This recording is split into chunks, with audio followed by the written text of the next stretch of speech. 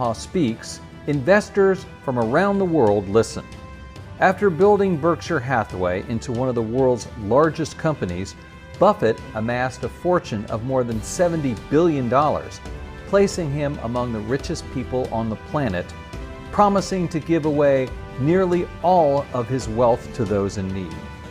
Now, in these difficult times, we turn to this stock market sage for his financial wisdom and calm. I want to switch over to Apple, one of your biggest holdings. Does the amount of shareholder interest in this company concern you or Todd or Ted? In other words, the market capitalization basically relative to the S&P 500. Is that something you look at? Well, you look at everything and relate one to another. I mean, that's the nature of markets. So you're always trying to think about, A, what's in my circle of competence, and then what makes the most sense that's within that circle.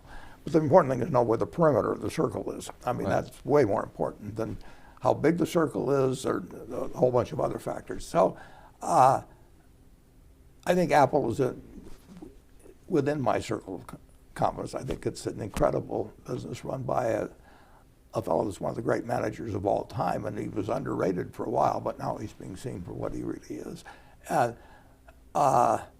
it's an astounding. You could almost, if we had a card table here, well, yeah, we could put all their products on one table. Can you imagine that? Yeah. I mean, and just think of basically the utility of those products to a ecosystem that is demographically terrific and finds that instrument useful in dozens and dozens of times a day. It's almost indispensable, not only to individuals, business, I mean everything. And you have one of these babies now, right? I've got one of them. I don't have it on me because I would be afraid it would ring and I wouldn't know what to do. It's okay. You can take a call during this. We wouldn't have a problem with that. And what sort of apps do you have? Do you have any apps loaded? Well, they've got a lot of apps on it, but the other day, actually yesterday, I was someplace. Normally I don't carry it in town. I carry it out of town, but somehow I was having a little trouble just getting to the. But this is only me. Any 2-year-old could do this, but I was having a little trouble getting to the part where I actually phone somebody. I use it as a phone. Right. So you're not. But I got a lot of apps on it. Have you used any of the apps? No. No gaming apps or. No, people have shown them to me occasionally. There's even some app with me involved on this newspaper boy tossing thing. It's the app that I revealed a year ago in the movie. I went out to California and Tim Cook very patiently spent hours trying to move me up to the level of the average 2-year-old and didn't quite make it. But I supposedly developed an app in this little movie we had, and as I walked out, I turned to Tim and I said, "By the way, what is an app?" We had a lot of fun. He is a terrific guy. Right. And that is an unbelievable product. Just one more about those stocks, the so-called FANG stocks. Yeah. And again, does that approach a sort of bubble to you when you No, just it's just see? the opposite. I mean, you're seeing in this kind of a market, those companies don't need capital.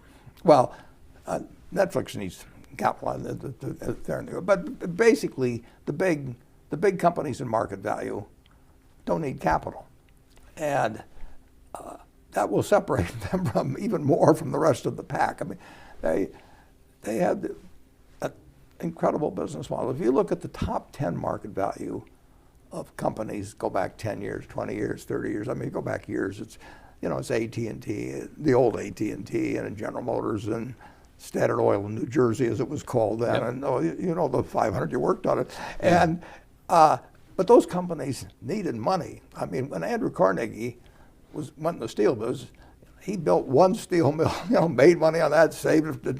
3 or 4 years later, he built another one, and it was capital retention and oil business the same way, whatever it was. And now, the really incredible companies, the ones that account for just the top 5, would be well over 10% of the market value of the country. They really don't take capital that much. They may their suppliers may in some cases and all that, but but they are really overwhelmingly they're capital light, and that is really different. Then the question is, why don't you own Google and Amazon? Those two in particular. Let's take those Well, two. that's a pretty damn good question, but I don't have a good answer.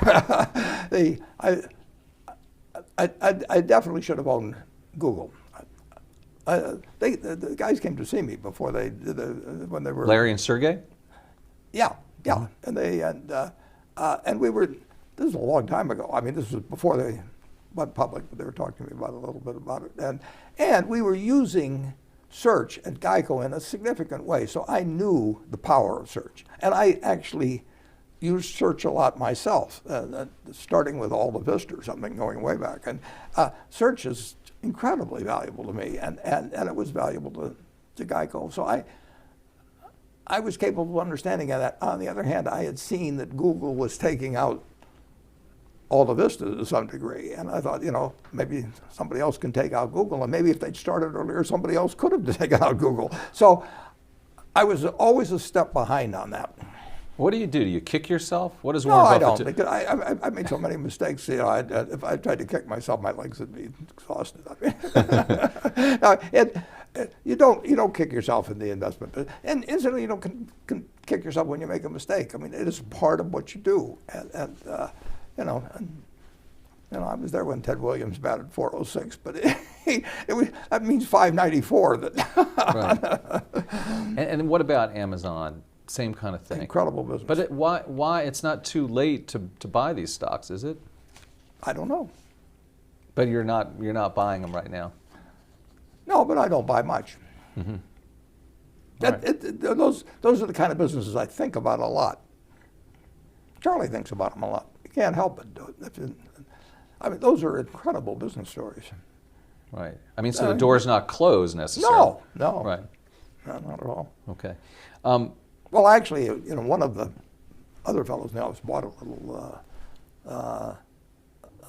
Amazon. I mean, that showed up in our 13F. Ted or Todd?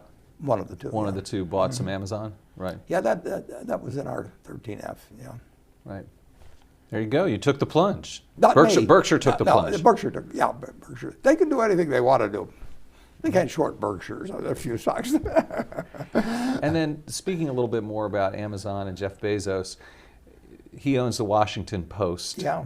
They offered it to you, my understanding is, when it was for sale, or, I mean, you talked Yeah, to Don a lot. I talked to Don about it, sure. And why? Do you regret not buying it, or No, did you not? If I buy anything, it's got to be for Berkshire. I mean, I'm just committed that way. I'm mentally, Berkshire comes before me, and it would have been a mistake for Berkshire to own the Washington Post. Because of the political stuff? Yeah, sure. Right. People would think. I will guarantee you that Jeff Bezos is not telling Fred Hyatt, or anybody there, Marty Burr.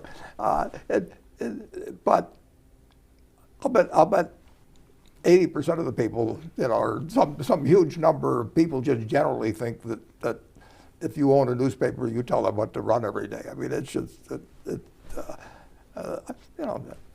it doesn't happen very often. It used to happen with some papers, obviously, and probably does still happen with some papers, but that is not the way it generally works, and it certainly wouldn't be the way it would work at the Washington Post. Yeah, I mean, it sounds like President Trump may think that. Yeah, well, Kay Graham did not tell Ben Bradley what to write. I can, Right. that I know. I mean, and I know Don Graham, but I mean, they just don't do it.